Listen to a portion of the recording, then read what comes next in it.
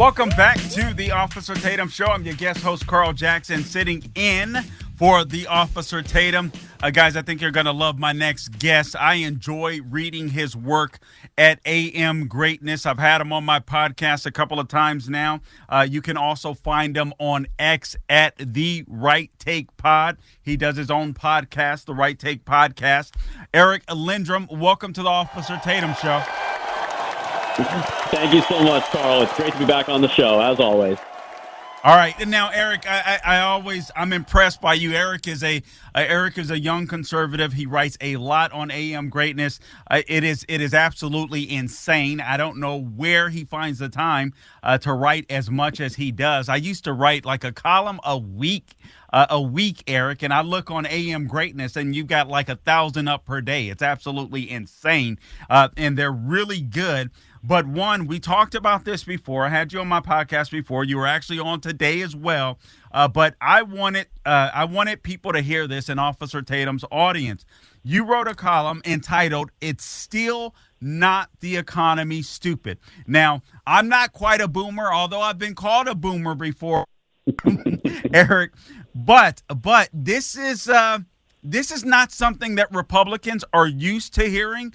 We look at Biden inflation, if you will. We're looking at the high gas prices. I even talked about it in the last hour. But at the end of the day, you're saying this isn't what's going to win Republicans the White House, or Trump the White House, and Republicans, retaining the House and the Senate in 2024. Your response. You are absolutely right, Carl, when you say that this is something Republicans are not used to hearing, but by God, they need to hear this.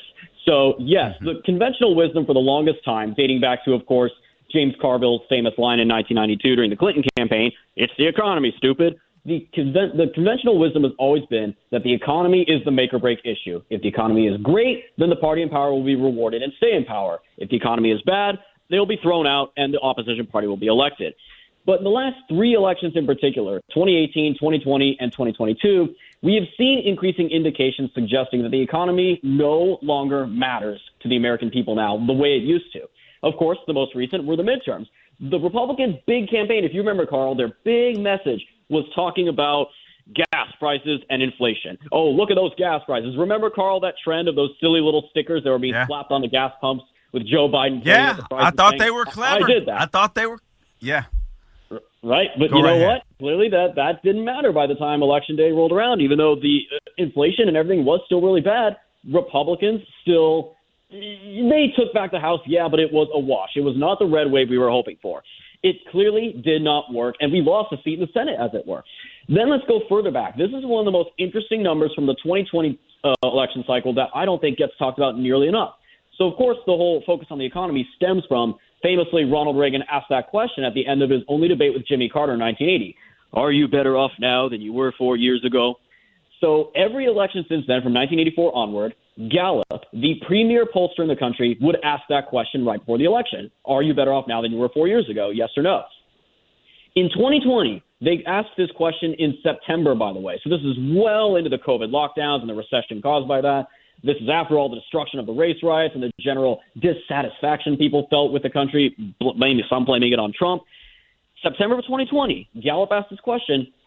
56% of respondents said, yes, I am better off now than I was 4 years ago. That is a record high, first time ever that an outright majority above 50% said yes, and it blew the previous record out of the water, 47% who said yes ahead of Bush Jr.'s reelection in 2004. And yet somehow, despite 56% of Americans saying, I'm better off now than I was 4 years ago, Trump still, quote unquote, I'm doing air quotes right now, lost the election. Right. Now, even if you take the voter fraud into account that most likely did flip the swing states in Biden's favor, we can still most likely guess that Biden did win the popular vote as Hillary did in 2016. He probably got maybe about 49%, give or take 48%. So that means roughly 7 or 8% of those 56% still turn around and they said, yeah, the economy's great. I'm doing better under Trump, but I'm still going to vote for Biden anyway, which is just unheard of. Why on earth would they vote against their own interests unless the economy doesn't matter anymore? And then, of course, you go further back to the 2018 midterms and a piece that was written at American Greatness by a colleague of mine, Christopher Gage, under the title, It's Not the Economy, Stupid. So mine, of course, is very similar to that. He argued from the inverse that, of course, this is right after the 2018 midterms, so this article came out, despite Paul Ryan and the GOP talking about how great the economy was, which it was at the time. This is post-2016 and pre-COVID. The economy at that point was just roaring thanks to Trump's policies. And it was not enough to save the Republican Party. They still got thrown out in a landslide. Pelosi came back as Speaker because, just as you know, they have not punished Democrats for a bad economy yet, they did not reward Republicans for a good economy back then. So that's 3 times in a row this is happening. So anytime someone tries to say, oh, well, maybe 2022 was a fluke because of Dobbs or whatever, abortion, you can say this has happened 3 times in a row. And unless Republicans want to start personifying Einstein's definition of insanity, it's time to abandon the economic messaging going into this November. Now, I mean, that is absolutely fascinating because when you think about the economy, when you think about people earning an income, so on, et cetera, usually I associate money to self-preservation. But for some reason, that wasn't as big of a deal in 2020, 2018, as you mentioned, 2022, and even in the special election in 2023. So I know that people my age and even older, we think of politics old school, if you will. Obviously, I try to read you. I read younger writers that have a greater pulse on Generation Z and the millennial generation. But you're absolutely right. It's almost as if a lot of voters are no longer motivated by money. Not that they don't want it or need it, but it isn't a motivating factor when it comes to elections anymore, or not as much so anyway. And that's hard for me, frankly, Eric, to grasp. Is there a moral component to it? Maybe the left has made people feel so guilty. Americans feel so guilty for earning money. They've gone to all this woke stuff, and it's kind of a new morality or a new religion, if you will. What brought this on? I think that is definitely what you said, the morality, almost like a quasi-religion that, of course, kind of in conjunction with this, the conventional wisdom that we heard for the longest time, I'm sure you've heard the phrase, facts don't care about your feelings. Some guy made that famous. But that also is not true anymore. Now, if anything, we are in an era where feelings don't care about your facts. Voters are now more likely to vote based on emotional heartstring issues, things that tug at the heartstrings. The Democrats weaponized abortion in the 2022 midterms. I personally don't think that was the sole reason it was a wash for Republicans, but people are going to cite that as a factor. And let's look back at 2018. What did the Democrats have to run on in 2018? The economy was great. We did not have inflation or anything along those lines. Again, this was pre-COVID and before all the riots. The international scene was great. Everything was going fine under Trump. What did they really have as a campaign message in 2018? Russia. Russia. Trump's a Russian agent. That was basically it, and that was enough for them to win the election. So, yeah, absolutely, I think that is a key component. And I love comparing and contrasting this. It's a perfect example, a perfect focal point for me here, as I've told you before on your show, is Governor Glenn Youngkin of Virginia. In 2021, in the last 3 weeks of the campaign, he shifted firmly to the cultural issues, transgenderism, CRT, under the general umbrella of education, parents' rights and education and whatnot. And what happened? We flipped all 3 statewide offices. We took back the House of Delegates. And nearby, we almost flipped New Jersey, by the way. That was because of those cultural issues, which, again, they tug at the heartstrings. Fast forward, as you mentioned, the 2023 off-year election. Just last year, Virginia. Youngkin did a lot of campaigning to hold the Virginia House of Delegates and flip the Virginia State Senate. But his main talking point in 2023 was not CRT, transgenderism, none of that stuff. It was mostly, let's lower taxes. Let's reduce the gas tax. Let's get rid of the EV mandate, electric vehicle mandate. And what happened? Republicans failed to take the state Senate, and they lost the state House. What was missing from 2021 to 2023? The cultural issues. Yeah, I mean, this is absolutely fascinating. And you're speaking of Ben Shapiro. He often says facts don't care about your feelings. You're saying feelings don't care about your facts. And frankly, Eric, here's the weird thing. I think both of you are right.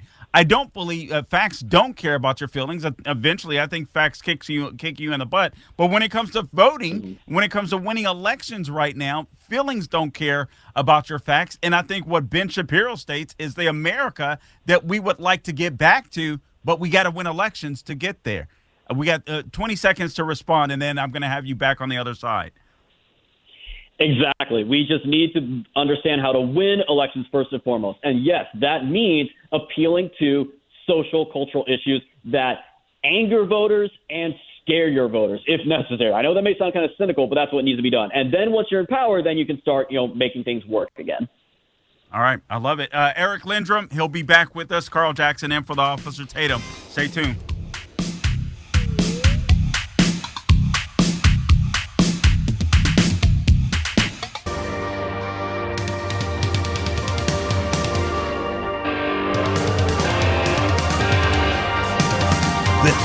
Is the Officer Tatum Show. 844-900-7243. That's 844-900-7243. All right, welcome back to the Officer Tatum Show. I'm your guest host, Carl Jackson, sitting in for the Officer Tatum. You can find me online at The Carl Jackson Show. I'm on X, I'm on Instagram, I'm on Facebook, I'm on True Social, I am on Getter, and also subscribe to my podcast, The Carl Jackson Show, wherever you go to get your podcast. Also, I'm joined by my guest, Eric Lindrum. He's a columnist at AM Greatness, amgreatness.com. You can also check out his podcast, The Right Take Podcast, and find him on X at The Right Pod.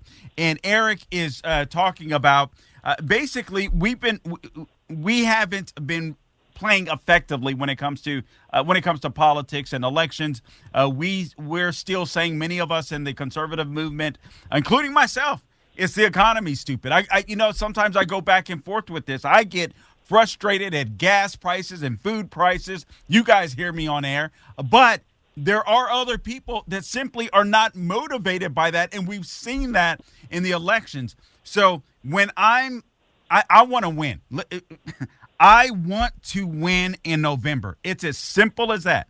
So this is why I have brought Eric on to talk about this issue, because Eric, you talk about many of these cultural and social issues that, frankly, Governor Ron DeSantis, we talked about that. He won on these issues big time in Florida before Glenn Youngkin did.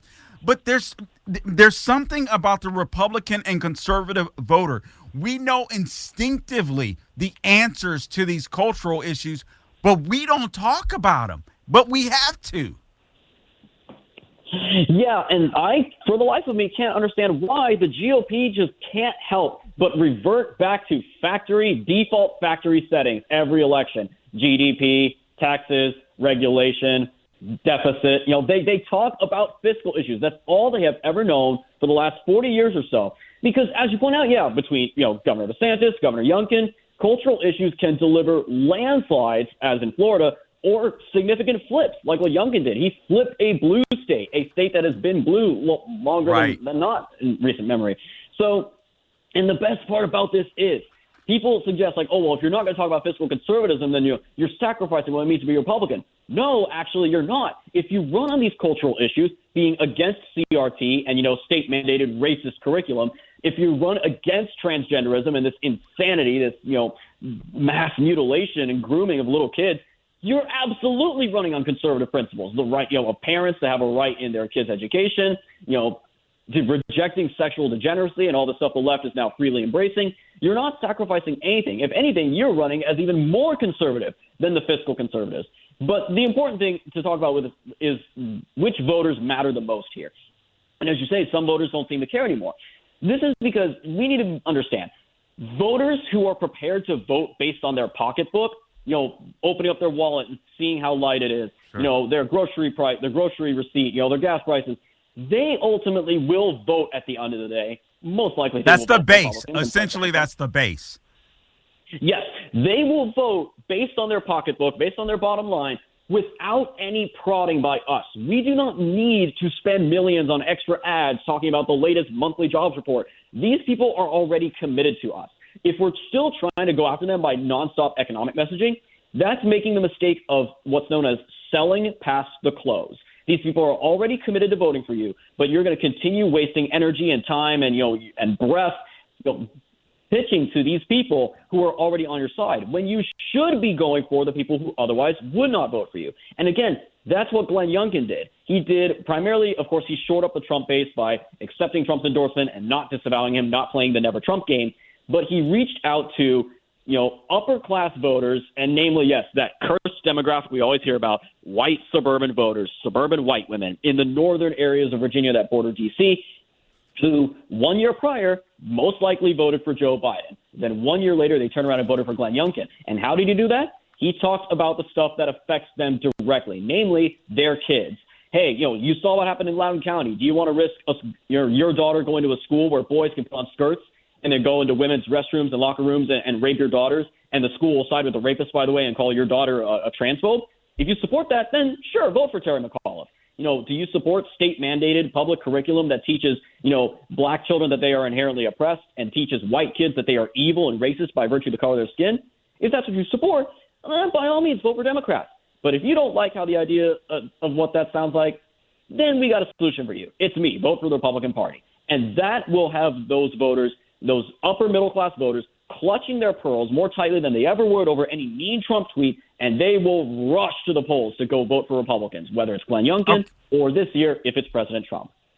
Okay, so let me ask you this, because obviously that worked well for Governor Glenn Youngkin at the time, and it seemed to me, Eric, that we were at the height of all of this stuff. All of this stuff was being exposed. We had the COVID lockdowns. Parents were able to view what their kids were being taught and how they were being indoctrinated, and there was outrage, perhaps even a peak of outrage.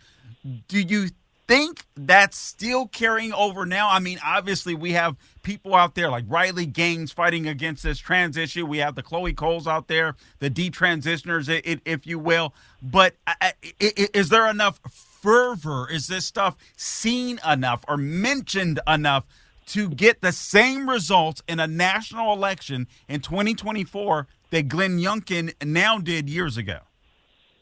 Absolutely. The answer is yes. The energy is still there. The only problem is whether or not the GOP is willing to talk about it. Just one example is that last year, this is an election nobody talked about. The Loudoun County attorney, basically their district attorney, the one who prosecuted the father, by the way, Scott Smith, the father of the girl who was raped in Loudoun County by a boy who identified as a girl, and then he got beaten and arrested by police for trying to call it out, and then her office tried to prosecute him.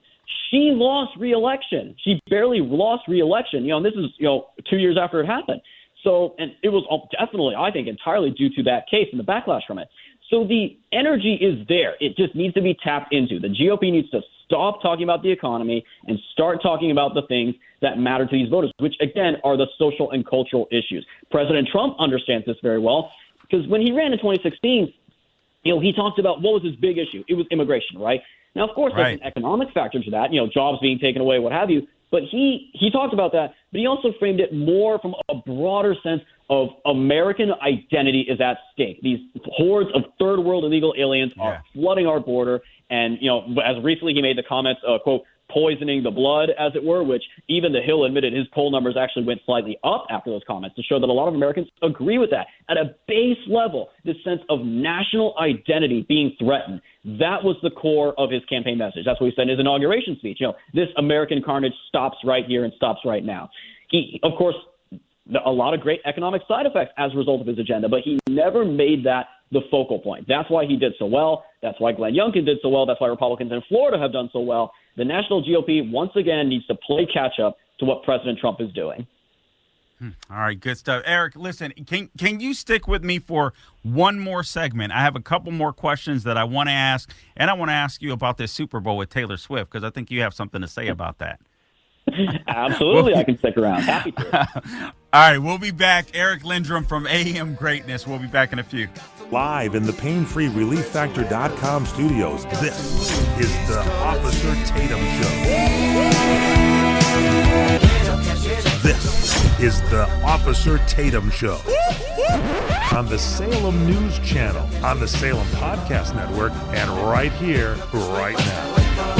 All right, welcome back to the Officer Tatum Show. I am joined by my guest, Eric Lindrum of AM Greatness. If Republicans want to win in 2024, they're going to have to start tugging on the heartstrings of their voters, just like Democrats often do. Eric, and again, you've written about this in your column. I encourage every single one of you out there to please read this column. Guys, listen, when somebody offers me information, that's better than my own, takes that are better than my own. I'm not stingy when it comes to liberty or freedom. I want to win in 2024, and I want to win bigly, as President Trump would say.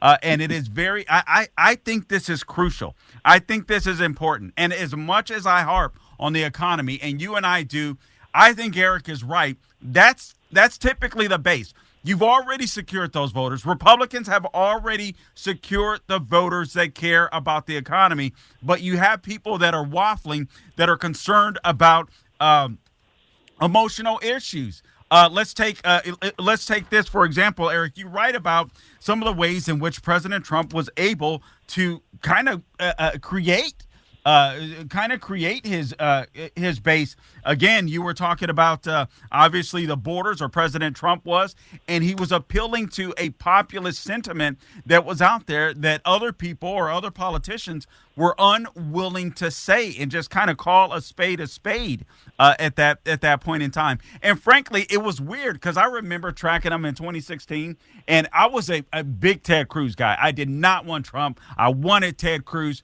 at the time, and I was like, Ted, jump on this issue, and before you know it, Trump would do it. And I'm like, what is it about these politicians that don't see? And I love Ted Cruz, but obviously he didn't have that ability to see that. And I would say this too, Eric, and I want to get your response to this.